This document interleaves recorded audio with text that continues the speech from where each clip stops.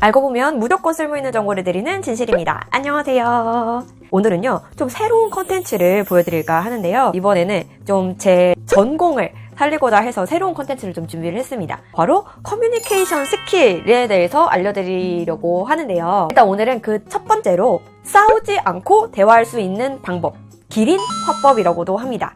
이것에 대해서 말씀을 드릴 건데요. 관심이 있으시다면 좋아요와 구독, 알림 설정까지 부탁드릴게요. 사실 제가 그 공기청정기나 뭐 에어컨이나 이런 거를 쭉 처음에 하다 보니까 제 직업을 좀 궁금해 하시는 분들이 많으시더라고요. 뭐 전자 그런 쪽 회사에서 일하는 게 아니냐. 저는 사실 기업에서 서비스 강사를 하고 있습니다. CS 쪽 그리고 신입사원들 교육을 좀 위주로 하고 있는데요.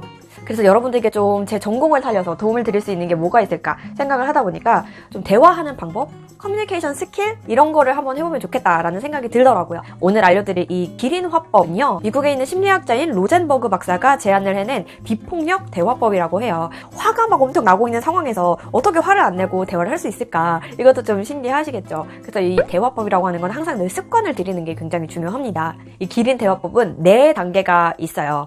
첫 번째는 관찰한 그대로만 얘기하기. 관찰한 그대로만 얘기하는 거란 무슨 말이냐면요. 사실 사람이 화가 나게 되면은 내 감정을 먼저 토로하게 되어 있어요. 그리고 그 상황에 대해서 내가 판단을 내리고 내가 평가를 하게 됩니다. 그런데 여기서 무조건 평가나 판단이 들어가게 되면 안 돼요.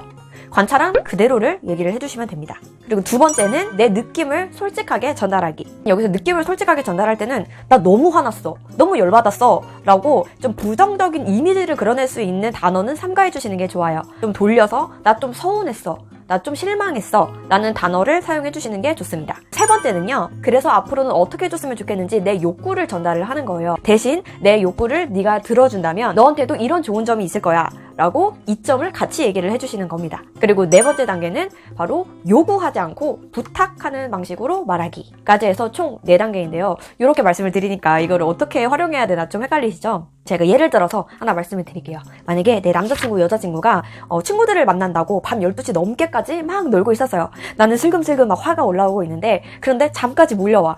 어쩔 수 없이 내가 잠이 들었어요. 그런데 다음날 아침에 자고 일어나 보니까 연락이 안 왔네? 집에 들어갔다는 연락이 없는 거야. 얼마나 화가 나요, 여러분. 일어나자마자 야, 너 어떻게 연락이 없었어? 이러면서 막 화를 내야 되는 상황인데, 이때 기린 대화법을 한번 사용을 해봅시다.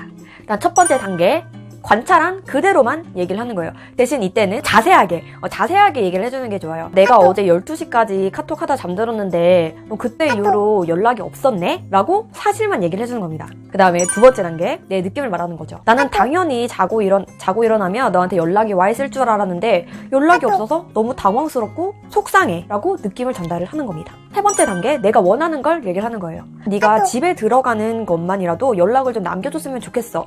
그랬더라면 난 이렇게까지 화를 내지 않았을 것 같아 라고 이점도 같이 알려주는 거죠. 우리가 싸울 일이 없었을 거다. 네 번째 단계, 앞으로 똑바로 해, 안 그러면 끝이야! 라고 하는 게 아니에요, 여러분. 부탁을 하는 거죠. 나는 네가 앞으로 친구들을 만나더라도 좀 늦게까지 마시게 되면 꼭 집에 들어간다는 연락은 남겨줬으면 좋겠어. 그렇게 해줄 수 있지? 라고 부탁을 하는 겁니다.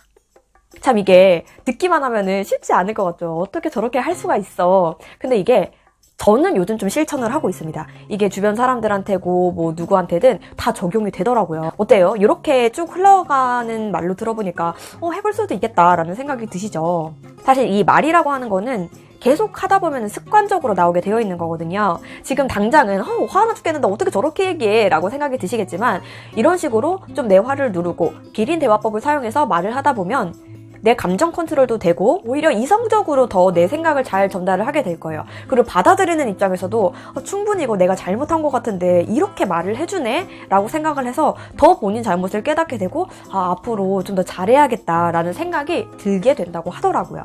여러분들도 싸우지 않고 이성적으로 잘 대화로 해결나갈 수 있는 방법을 터득을 하셨으면 좋겠어요. 저는 사실 이 영상을 회사의 위에 계신 분들이 좀 많이들 보셨으면 좋겠습니다. 우리 후배들에게 윽박 지르는 게 아닌 이런 대화 스킬을 잘 사용해 주셨으면 참 좋을 것 같아요. 기린 대화법에 대해서 좀 소개를 해드렸고요. 반응이 좋으시다면 제가 아직도 앞으로 할 게 굉장히 많거든요. 괜찮으셨다면 댓글에 좀 많이 남겨주시고, 리뷰나 이런 것도 하고 있으니까 리뷰할 템들 해주세요 라고 하는 게 있으면 그것도 댓글에 많이 남겨주시면 감사하겠습니다. 오늘도 제 영상 시청해주셔서 정말 감사드리고요. 마지막으로 좋아요와 구독 버튼, 알림 설정 부탁드리겠습니다. 안녕.